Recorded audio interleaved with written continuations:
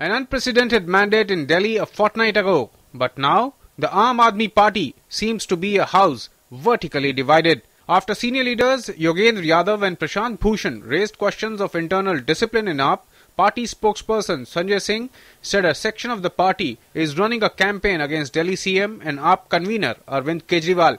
He informed that AAP's national executive meet has been called on the 4th of March to tackle the rebellion. Party के अंदर अगर कोई मतभेद है, बिल्कुल मतभेद हो सकता है, लेकिन उसकी चर्चा पार्टी के अंदर होनी चाहिए।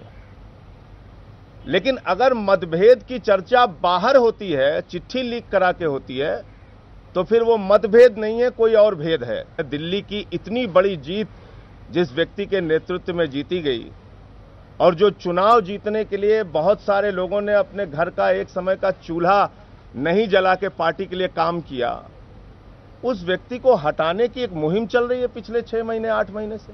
The latest rift was kicked up after Aam Aadmi Party's internal Lokpal shot off a letter pointing to two camps emerging within top leadership. Former Navy Chief and party's internal Lokpal, Admiral Ramdas, asked the party to consider one-man, one-post arrangement. The letter sent to the Political Affairs Committee emphasized on more clarity on whether Kejriwal can handle dual posts of Delhi Chief Minister and National Convener. Another letter by Prashant Bhushan called for Swaraj within the party and doing away with person-centric campaign which was run during Delhi elections. Party ideologue and senior leader Yogendra Yadav, while rejecting reports of differences in AAP, has said that the issues raised by AAP's Lokpal need to be taken seriously. हमारी आम आदमी party के संविधान में लिखा है कि जो लोकपाल होंगे वो हमारी पार्टी के सदस्य नहीं होंगे, वो हमारे पार्टी के सर्वोच्च निर्णय लेने वाली समिति से भी ऊपर होंगे और उनका निर्णय बाइंडिंग होगा। तो चूंकि उनकी बातों का एक न्यायिक चरित्र है, इसलिए उसके ऊपर और कोई टिप्पणी मैं नहीं करूंगा। Sources say Prashant Bhushan and Yogendra Yadav may be removed from the Political Affairs Committee of the party after the National Executive meet. The ongoing rumblings within AAP have surely given an opportunity to opponents to target the party. जिस तरीके से आम आदमी party में बनते ही बिखराव हो रहा है और अभी दिल्ली में उनकी सरकार आई है, तो जाहिर तौर पर सरकार ने जो विकास के काम करने हैं, जो उन्होंने वायदे जनता से किए हैं, उसके ऊपर फर्क नहीं पड़ना चाहिए।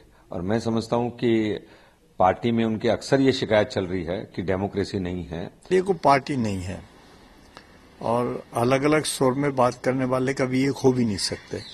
सबका मकसद अलग है, कोई किसी के अधीन काम करने को तैयार नहीं है। जिसका भी कुछ कद है या कुछ मेरिट की वजह से जो वहां पे है, जिसने कुछ कंट्रीब्यूट किया है, जिसका योगदान रहा है, जैसे कि योगेंद्र यादव हो या प्रशांत भूषण हो, तो ऐसे लोगों को किनारे करने की कोशिश की जा रही है क्योंकि वो सवाल पूछते हैं। Kejriwal, who spearheaded the massive 67-seat victory for AAP in the 70-member Delhi Assembly, is said to be upset after a section of party questioned his dual role.